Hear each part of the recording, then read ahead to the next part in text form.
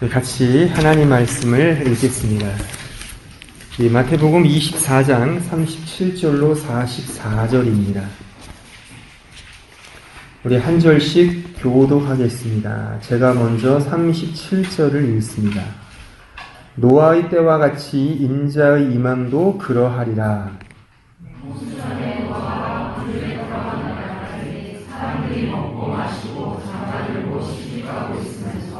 홍수가 나서 그들을 다 멸하기까지 깨닫지 못하였으니 인자의 임함도 이와 같으리라.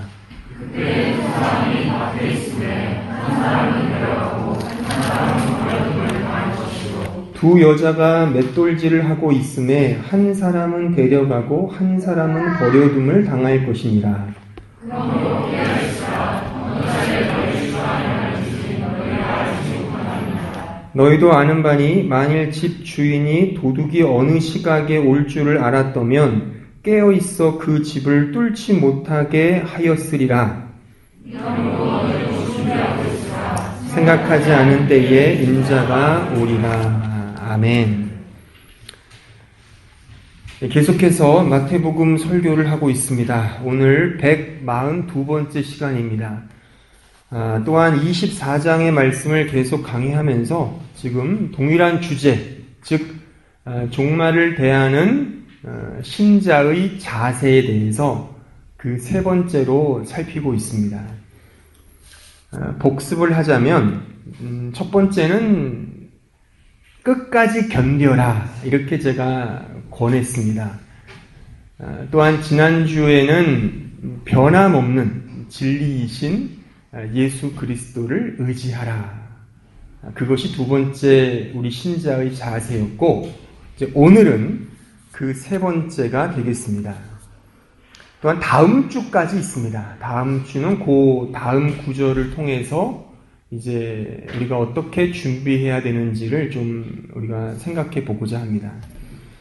자, 먼저 오늘 본문에 대하여 한번 우리가 상고해 보면, 오늘 본문은 그 인자가 오시는 마지막 때를 곧 노아 방주로 비유해서 그렇게 설명으로 시작되고 있죠. 그것이 37절로 39절의 말씀입니다.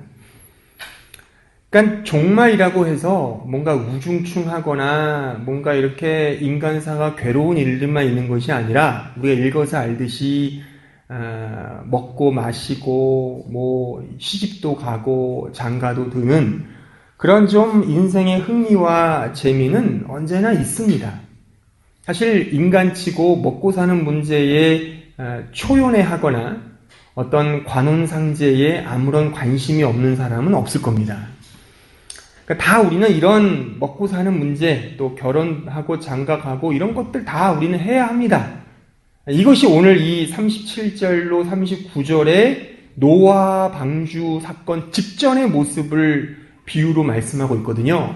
그런데 중요한 것은 뭐냐면, 그런 것에 아무리 우리가 휩쓸려 살더라도 이 세상이 어떻게 가고 있는지, 또한 예수 그리스도께서 진짜 오시기는 한지에 대하여 전혀 무감각하게 살아서는 안 된다라고 하는 것이죠.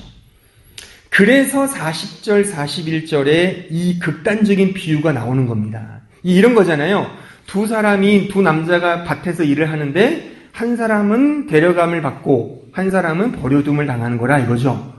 동일하게 두 여자가 맷돌을 갈고 있습니다. 근데 한 여자는 데려감을 받고 한 사람은 버려둠을 당한다 이겁니다. 그러니까 이렇게 우리가 극단적인 일들이 벌어질 수 있다는 것이죠. 자, 그렇다면 왜 어떤 사람은 데려감을 받고 어떤 사람은 버려둠을 당했습니까? 그 이유가 무엇입니까? 그게 바로 그 42절에 등장하죠. 그러니까 오늘 이 본문의 핵심은 42절과 44절입니다. 자, 42절을 다시 한번 볼까요? 우리 다 같이 42절을 읽겠습니다. 시작. 그러므로 깨어있으라. 어느 날에 너희 주가 임하는지 너희는 알지 못함이니라. 44절을 보겠습니다. 시작. 이러므로 너희도 준비하고 있으라. 생각하지 않을 때에 인자가 오리라. 이러지 못해서 그런 겁니다. 그러니까 데려감을 받은 사람은 깨어서 준비하고 있었고, 그렇지 못한 사람은 깨어있지 않고 준비하지 못했기 때문에 버려둠을 당했다 이겁니다. 따라서 종말을 대하는 신자의 자세 세 번째, 그것은 곧 깨어있어 준비하는 것이라고 말할 수 있고, 이것을 우리 현대적 용어로 바꿔서 말하면 성실한 것, 충성스러운 것이라고 달리 말할 수 있습니다. 그래서 다음 주에 살피겠지만 45절에 보시면 충성되고 지혜 있는 종이 되라 이렇게 말이 나오는 거예요. 이어서. 그러니까 깨어있고 준비한다는 것은 성실함을 의미하는 거예요. 근데 그 성실함이 제가 이제 계속 말씀을 드리겠지만 어떤 세상의 의미처럼 결과론적인 측면에서의 성실함이 아니라 한 개인의 인격의 내용으로서 성실해야 한다는 겁니다. 그 성실의 어떤 개념을 우리 인격의 내용으로 채워야 한다는 겁니다. 그 인격의 내용의 측면의 성실이 뭐겠어요? 그러니까 신앙생활로 말하자면 이렇게 말할 수 있죠. 하나님과의 인격적 관계의 성실함인 것입니다. 하나님과의, 예수 그리스도와의 인격적 관계의 성실함, 이것을 준비하라는 거죠. 이것이 오늘 제가 준비한 설교의 핵심 테마입니다. 그런데 우리는 사실 이 성실이라는 의미를 이런 의미로, 그러니까 한 개인의 인격의 내용으로서 성실을 이해하기보다는 어떤 결과론적인 측면에서 이해하는 경우가 많습니다. 과정보다는 결과, 어떤 식의 이 끝마무리가 어떠냐에 따라서 그 성실함을 평가하죠. 물론 그 과정으로서의 성실함도 물론 말하지만, 하지만 사실 그렇습니다. 결과가 좋아야 그 성실함을 인정해 주죠. 아무리 성실해도 결과가 꽝이면 세상은 알아주지 않습니다.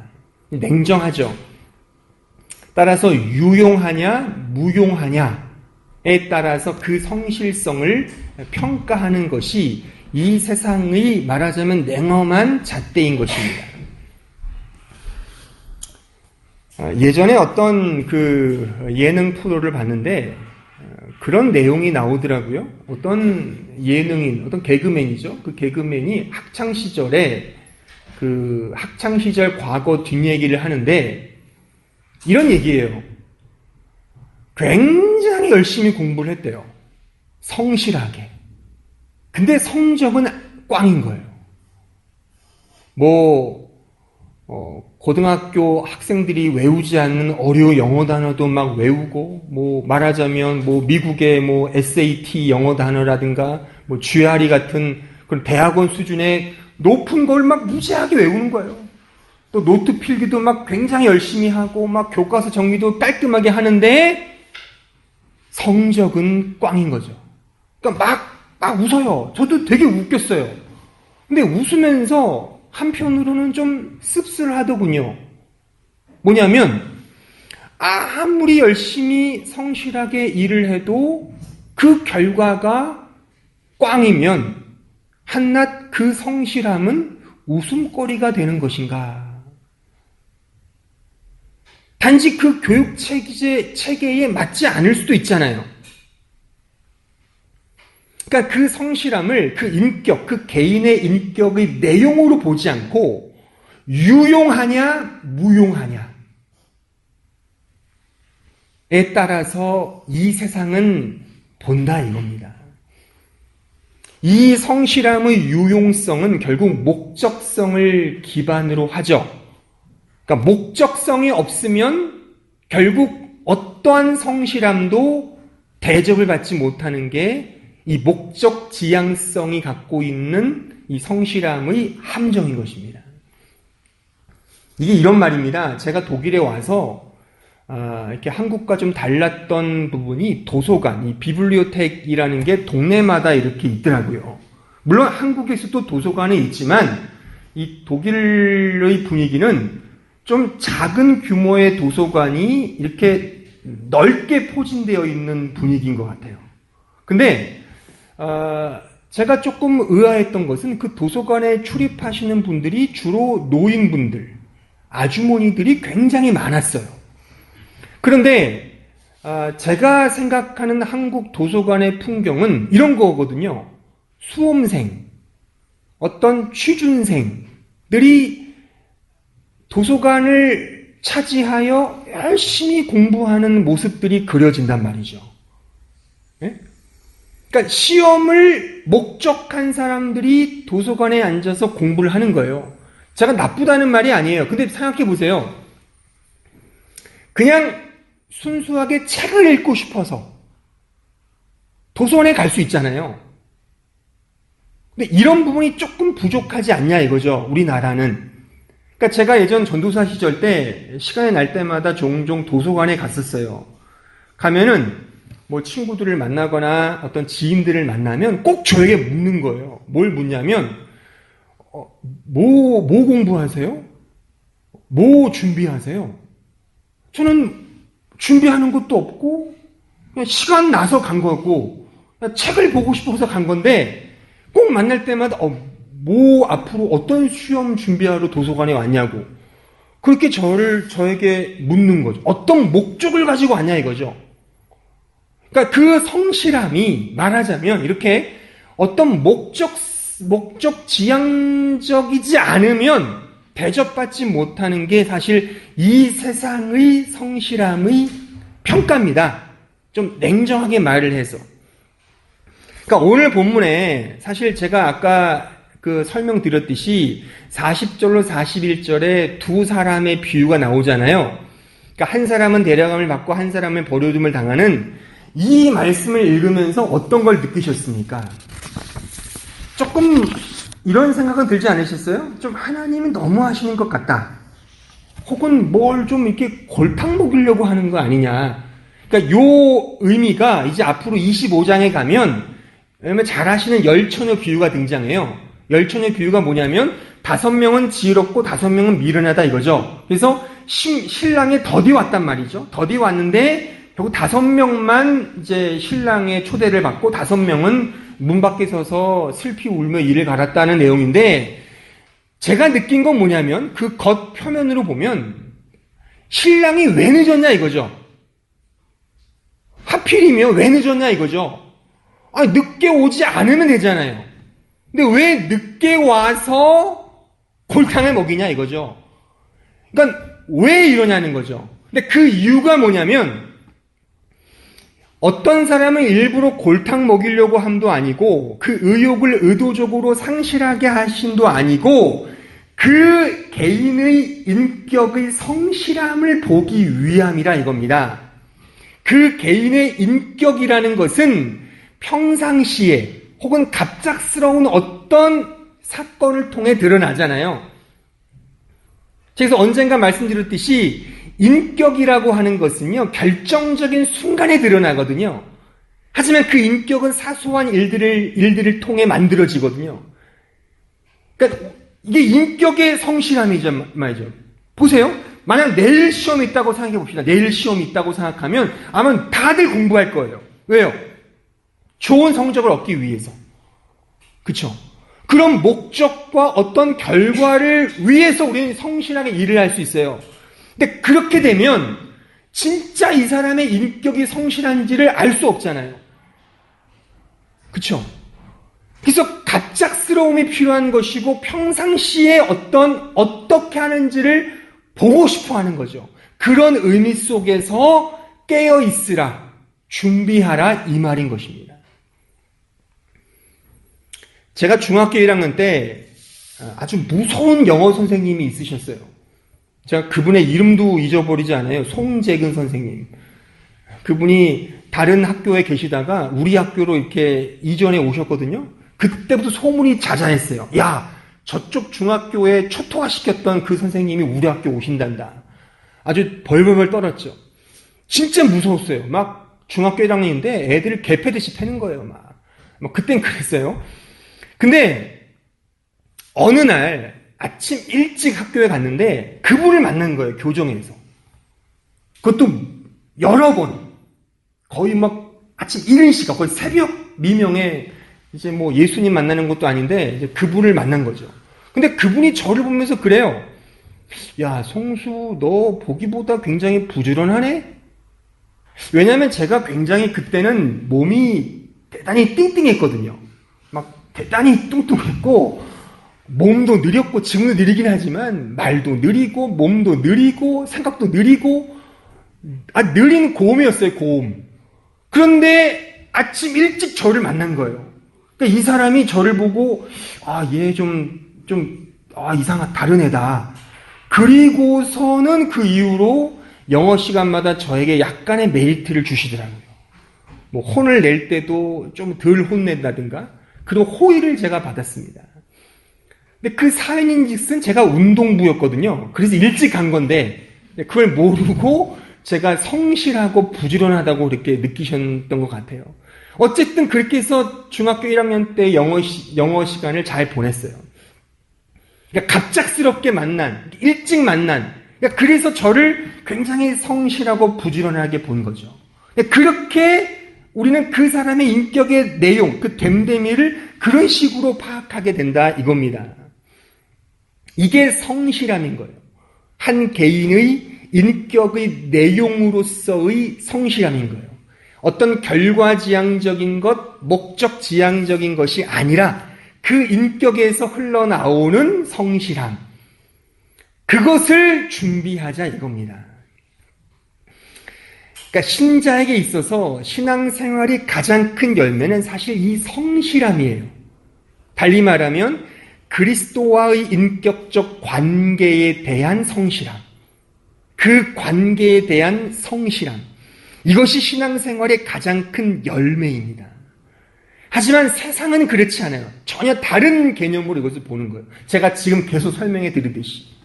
자, 성경도 이것을 우리에게 보여주고 있는데, 자, 말씀을 좀 찾아보겠습니다. 누가복음 17장 20절에 한번 가보실까요? 20절로 21절 다 같이 읽겠습니다. 시작. 바리새인들이 하나님의 나라가 어느 때 임하나이까 묻거늘 예수께서 대답하여 이르시되 하나님의 나라는 볼 수 있게 임하는 것이 아니요 또 여기 있다 저기 있다고도 못하리니 하나님의 나라는 너희 안에 있느니라. 자, 하나님의 나라는 가시적이지 않습니다. 그러니까 눈에 보이는 어떤 결과물이 아니라는 거죠. 자, 생각해 보십시오. 근데 교회를 생각하면 무엇이 머릿속에 떠오르십니까? 아주 웅장한 교회 건물, 화려한 예배 풍경, 천상을 울리는 격조 높은 찬양 소리, 이게 교회의 이미지니까 그게 보이셨겠죠. 그렇다면 한 신자가 하나님과의 인격적 관계에 있어서 성실한 것, 그분을 닮기 위해 성실하게 매일 훈련을 받는 것, 그것을 교회의 표지로 생각해 보신 적 있으세요? 어떤 게 눈에 보이세요? 전자가 보이죠? 그러니까 우리는 그것만을 쫓아가는 거예요. 더 멋지고 화려하게 드러나고자 하는 어떤 그 모양을 교회 신앙생활의 표지로 삼는 거죠. 하지만 오늘 이 말씀처럼 하나님의 교회는 눈에 보이지 않습니다. 즉 오늘 설교로 말하면 하나님과의 인격적 관계라 이거예요. 그 관계의 성실함을 여러분들의 인격의 내용에 채우셔야 된다는 거예요. 자, 요한복음 18장 36절입니다. 같이 읽어보겠습니다. 시작. 예수께서 대답하였으되 내 나라는 이 세상에 속한 것이 아니니라. 만일 내 나라가 이 세상에 속한 것이었더라면 내 종들이 싸워 나로 유대인들에게 넘겨지지 않게 하였으리라. 이제 내 나라는 여기에 속한 것이 아니니라. 그러니까 이게 그런 맥락이죠. 하나님의 나라는 이 세상의 가치에 속해 있지 않습니다. 눈에 보이는 것이 아닙니다. 이 세상에서 대접받는 가치가 아닙니다. 유용성, 결과, 어떤 열매 이런 것이 아니라 로마서 14장 17절에 의하면 하나님의 나라는 먹는 것과 마시는 것이 아니요 오직 성령 안에서 의와 평강과 희락이라. 인격의 문제라는 거예요. 우리의 인격의 내용에 그 하나님과의 관계를 끊임없이 채워가는 거예요. 이게 성실함인 겁니다. 근데 우리는 언제나 결과, 목적, 한탕, 유용성 이런 걸로만 신앙생활을 점철시키려고 그래요. 언젠가 제가 이런 우스갯소리 이야기를 드렸어요. 주님은 언제 오시는가? 비 오는 수요일 저녁 예배 때 오신다. 그런 말이 있습니다. 왜냐하면 수요일, 게다가 비 오는 날, 저녁 늦은 시간에 교회 안 오거든요. 그날은 빈대떡을 부쳐 먹지 교회에 가서 우중충하게 앉아있길 싫어하니까 목회자들이 만든 유명한 말이거든요. 비 오는 수요일 저녁 예배 때 주님 오실 거야. 그러니까 정신 바짝 차리고 잘 준비하고 있어. 그러니까 이렇게 해서 충성스럽게 그 자리를 지키게 한다 이거죠. 저는 그런 말 자체, 의미 자체 제가 모르는 바는 아니지만 이것이 자칫 우리로 하여금 한탕을 노리게 하고 결과지향적이게 되고 뭔가 열심히 해서 결과를 얻게 하는 그렇게 성실함을 유지시킨다면 그것은 성실함이 아니라는 겁니다. 신앙생활은 하나님과의 인격적 관계란 말이에요. 그러니까 하나님과의 인격적 관계의 성실함과 우리의 신앙생활의 관계는 이렇게 네 가지로 분류할 수 있어요. 첫 번째는 마음을 다하여 솔선수범하는 사람. 두 번째는 마음은 있지만 육신이 약하여 번번이 행동하지 못하는 사람. 세 번째는 마음도 없고 행동하지 않는 사람. 네 번째는 마음은 있다고 말은 하면서 실제 행동하지 않는 사람. 우리의 모델은 첫 번째죠. 또한 세 번째도 마찬가지예요. 우리는 생각할 필요 없어요. 마음도 없어요. 하지도 않아요. 말할 것도 없죠. 코멘트 할 게 없어요. 중요한 건 두 번째와 네 번째죠. 근데 보십시오. 하나님과의 관계의 성실함이 부족해지면 우리의 신앙생활의 중심은 나 자신이 됩니다. 그리고 내 자신이 경험한 어떤 신앙의 결과물을 자랑하고 싶어 해요. 하나님으로부터 주어지는 영적 깨어짐이 없기에 언제나 내가 잘하는 줄 생각을 해요. 이런 현상은 필연적으로 모든 문제의 핵심이 내가 아닌 외부에 있다고 생각을 해요.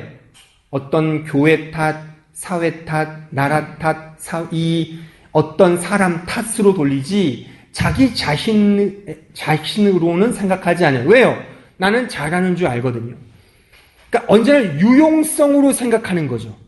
나도 유용한 신자야, 교회에서 유용한 성도야, 어떤 사람을 볼 때도 유용하냐, 무용하냐로 보는 거죠.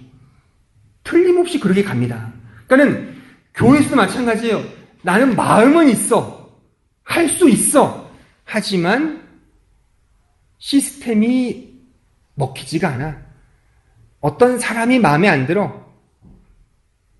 이렇게 생각을 하면서 불평하고 불만을 토로하는 것이죠. 이것은 하나님과의 관계가 단절됐기 때문에 그 관계 속에서 주어지는 은혜가 없기 때문에 주어지는 틀림없는 결과인 것입니다. 근데 더 기가 막힌 건 뭔지 아십니까? 그런 사람들이 능력도 많고 교회에 유용한 사람일 수 있다는 데에 큰 문제가 있습니다. 제가 그래도 강남의 제법 큰 교회에서 사역을 해봤더랬지 않습니까? 그런 교회에 있다 보면 정말 능력 있는 사람 굉장히 많습니다. 돈도 많고 소위 믿음도 좋은 사람 굉장히 많아요. 뭐 연주자면 연주자, 성악가면 성악가, 뭐 교회 일이면 교회 일, 그 어느 것 하나 빠짐없이 정말 능력 가진 사람 수두룩합니다. 근데 정작 하나님과의 인격적 관계는 별로 없어요. 그렇지만 교회 일을 잘해요. 유용해요. 대접받아요. 저와 같은 목사, 전도사, 평신도 전문 사역자들의 문제는 뭐냐면 주님과의 인격적 관계의 성실함 없이도 설교 기똥차게 하고 제자훈련 기똥차게 잘하고 찬양사역 잘하고 정말 교회에 엄청 부흥시키고 그럴 수 있다는 것입니다. 대단히 교회에서 유용한 존재로 사용될 수 있다는 것입니다. 하나님과의 인격적 관계 없이도 말이죠. 여기에 음악하시는 분들 많으시잖아요. 달란트 가지신 분 많잖아요. 제 말이 귀에 거슬릴지 모르지만 언제 또 이런 설교를 듣겠습니까? 잘 경청하십시오. 그러니까 능력과 달란트가 있어서 교회 일을 열심히 하는 건 너무 좋아요. 저는 정말 좋아요. 또 인정합니다. 제가 담임 목사로서 정말 마음 같아서는 참 잘했어요 금도장을 찍어드리고 싶어요. 그러나 거기가 끝이 아니라는 것을 기억하셔야 돼요. 중요한 것은 하나님과의 인격적 관계입니다. 하나님과의 관계를 통해 내 인격이 변하지 않으면 내가 아무리 일을 잘해도 의미가 없는 거라니까요. 그러니까 신자의 최고의 섬김은 하나님과의 인격적 관계입니다. 그 관계, 인격적인 관계가 없으면 내가 아무리 유용해도 아무 의미가 없는 거예요. 이게 제 말이 아니라 성경이 말하는 설명입니다. 자, 고린도전서 13장에 가보실까요? 13장 1절로 3절을 보시겠습니다. 내가 사람의 방언과 천사의 말을 할지라도 사랑이 없으면 소리나는 구리와 울리는 꽹과리가 되고 내가 예언하는 능력이 있어 모든 비밀과 모든 지식을 알고 또 산을 옮길 만한 모든 믿음이 있을지라도 사랑이 없으면 내가 아무것도 아니요 내가 내게 있는 모든 것으로 구제하고 또 내 몸을 불사르게 내줄지라도 사랑이 없으면 내게 아무 유익이 없느니라. 여러분들 잘 들으십시오. 이 고린도전서 13장의 사랑은 1차적으로 하나님에 대한 사랑을 말하는 거예요. 하나님께 대한 사랑을 말하는 거예요. 왜냐하면 그 12장, 그 바로 앞절 12장 31절에 보면 큰 은사를 사모하라 그랬어요. 큰 은사, 영적인 은사거든요. 이게 뭐냐면 사랑이라는 거예요. 그러니까 인간끼리 사랑하는 걸 말하는 게 아니에요. 1차적으로 하나님을 사랑하는 걸 말하는 거예요. 이것은 아가페적 사랑이죠. 그러니까 보세요. 거기 3절에 보시면 내가 내게 있는 모든 것으로 구제하고 내 몸을 불사르게 내줄지라도 이게 뭐죠? 이게 사랑이죠. 우리가 소위 말하는 필레오 사랑, 인간적 사랑은 이거잖아요. 이걸 사랑이라고 말하지 않으면 뭘 사랑이라고 말하겠습니까? 사랑이에요. 이런 인간적인 사랑이 있다 하더라도 하나님께 대한 사랑, 오늘 설교로 말하면 하나님과 인격적 관계를 통한 그의 은혜가 없으면 모든 것이 허사다 이겁니다. 영어 성경을 보면 그 3절에 이렇게 돼 있어요. I have not love, I'm nothing. 사랑이 없으면 나는 nothing, 내 존재가 없다는 거예요. 아시겠습니까? 이 사랑은 하나님과의 인격적 관계의 사랑이에요. 그 사랑을 기초로 하고 근거로 하고 기반으로 하여서 우리 이웃들을 사랑하는 거죠. 하나님과의 관계가 꽝인데 내가 구제하고 퍼주고 한다고 아무 의미가 없는 겁니다. 이걸 준비하는, 이 성실성을 우리가 채워가는 것입니다.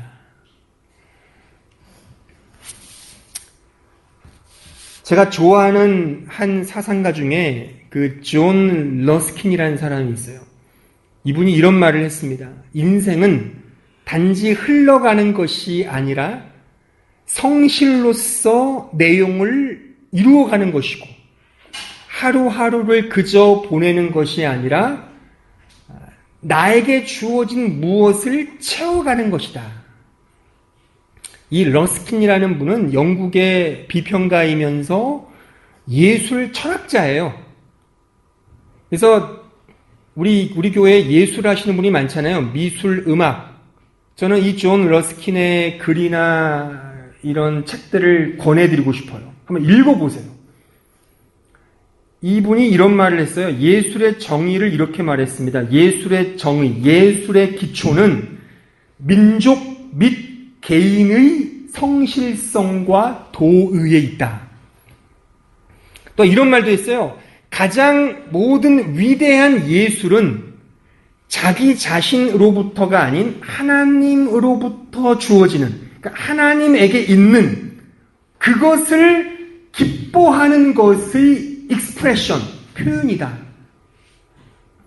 원래 이분이 목회자가 되려고 했는데 옥스퍼드에 가서 이제 전향을 했죠. 그래서 특히 미술에 남다른 조예가 있었고 작품도 있고, 그리고 근대 미술, 근대 화가론이라는 책도 5권을 썼어요. 그러니까는 예술에 굉장히 조예가 깊은 분이에요. 근데 이분이 강조한 게 이겁니다. 그 생명의 내용으로서의 성실함. 그러니까 제가 오늘 설교로 말하는 게 이 내용이에요. 우리의 인격의 내용으로서 그 성실함을 채워가는 거죠. 그 내용이 뭐라고요? 하나님과 인격적 관계를 말이죠. 자, 끝으로 이 말씀을 찾아보겠습니다. 요한복음 21장 15절로 17절입니다. 그들이 조반 먹은 후에 예수께서 시몬 베드로에게 이르시되 요한의 아들 시몬아 내가 이 사람들보다 나를 더 사랑하느냐 하시니 이르되 주님 그러하나이다. 내가 주님을 사랑하는 줄 주님께서 아시나이다. 이르시되 내 어린 양을 먹이라 하시고 또 2번째 이르시되 요한의 아들 시몬아 내가 나를 사랑하느냐 하시니 이르되 주님 그러하나이다. 내가 주님을 사랑하는 줄 주님께서 아시나이다. 이르시되 내 양을 치라. 3번째 이르시되 요한의 아들 시몬아 내가 나를 사랑하느냐 하시니 주께서 3번째 내가 나를 사랑하느냐 하심으로 베드로가 근심하여 이르되 주님 모든 것을 아시오매 내가 주님을 사랑하는 줄을 주님께서 아시나이다. 예수께서 이르시되 내 양을 먹이라. 주님은 베드로에게 3번의 이 질문을 던지셨습니다. 하지만 그에게만 아닙니다. 지금 우리에게도 동일한 이 질문을 던지십니다. 아니요. 좀 더 강조해서 말하면 바로 이 질문만 하십니다. 우리에게. 내가 나를 사랑하느냐? 이 질문만 주님은 우리에게 하십니다. 주님은 다른 것을 묻지 않으시고 아시고 싶어 하지도 않으십니다. 좀 강조해서 말한다면. 야, 너 정말 30년 동안 교회 섬기면서 부흥 많이 시켰구나. 잘했다. 정말 교회를 부흥시켜라. 그건 물으시지 않습니다. 야, 너 수백 명 전도했구나. 잘했어. 너희들도 전도 열심히 해. 알겠니? 그렇게 묻지 않으십니다. 야, 너 한 나라의 재상으로, 대통령으로, 국무총리로 정말 수고했다. 그거 알고 싶어 하지도 않으시고 열심히 그 공무원직 잘 감당하래? 그 묻지 않으십니다. 야, 너 설교사역 기똥차게 잘했어. 설교사역 잘해야 돼? 그거 묻지도 않으십니다. 무엇만 물으시는 줄 아십니까? 내가 나를 사랑하느냐? 내가 나를 사랑하느냐? 내가 나를 사랑하느냐? 그 인격적 관계를 물으시는 겁니다. 알고 싶어 하는 것입니다. 사랑하는 성도 여러분, 이 질문의 내용을 여러분들의 인격에 성실히 채우십시오. 이것이 종말을 대하는, 즉 주님의 오심을 기다리는 신자의 정당한 자세입니다.